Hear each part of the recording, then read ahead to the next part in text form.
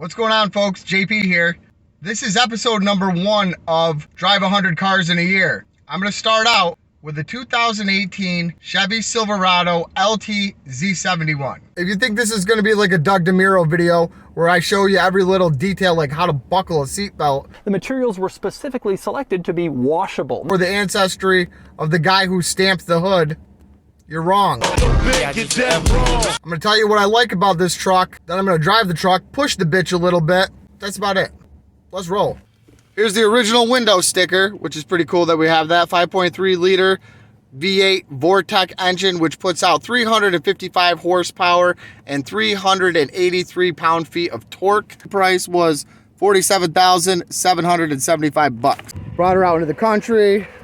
C71 package, which gives you a heavy-duty suspension, heavy-duty skid plate, like more of a setup for off-road. 18-inch rim. It's got the steps on the bumper, so you could get up in there if you're short or whatever. This one's got the blacked out logos on it, and it's an easy lift tailgate. I mean, this thing's super easy. This one has running boards on it. Beautiful truck.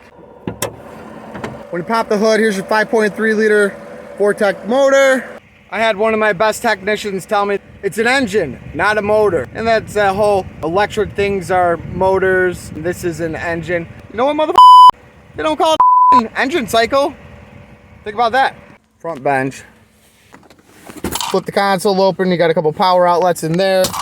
The armrest pops up. Under the armrest, you could open that, more storage. You could put your guns in there or hide your weed in there. Not a lot of people know that that's even there. Or you have the 6th seat. Have the option to sit there. Plus, I like that under storage. Now, I'm just about 6 feet tall, so my seat is back pretty far. In the extended cab version, if somebody sits behind me, it's tight. It's currently April 2022, and this 2018 only has 22,973 miles. That's pretty good. When you plug your phone into the USB, it'll ask if you want to link up to the Android Auto, and if you do, you get this cool screen. You don't even need GPS anymore. I got maps, I got my Pandora, YouTube Music, my phone calls, the game snacks, who the knows what that is, weather, podcasts, and you could always add, you could customize.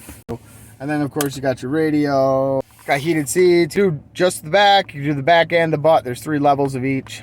This one has dual climate control, so I could be one temperature and somebody else could be the other temperature right there. Or you could just hit the sync button, and both sides are both sides. Turn your traction control off. That's your hill assist. It helps you when you're going down hills with the load. Pro tip. Hit the traction control button, and then it'll say traction control off. You hold down the traction control button, this will turn your StabiliTrak off too. I actually don't have any idea why you would ever do that, but you can.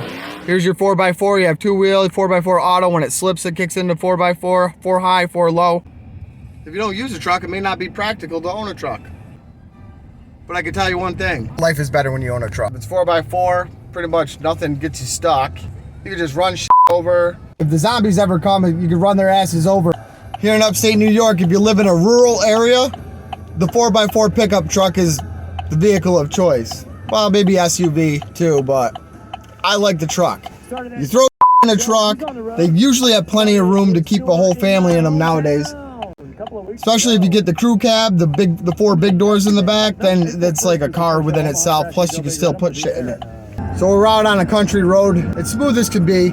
It's really a preference thing. I'm not going to get into it with the Ford guys. Chevys are better. There's a lot of things I like about Fords too. The feel of a Chevy truck to me, maybe because I grew up with them, sold them for a lot of years, still do.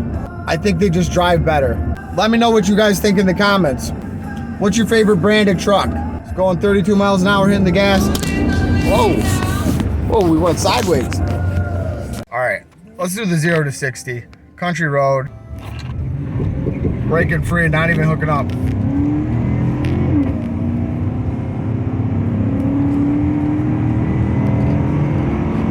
$60, but that was the roads are wet, so I broke loose. So that's not a real 0 to 60. 2-wheel drive is on going up a hill.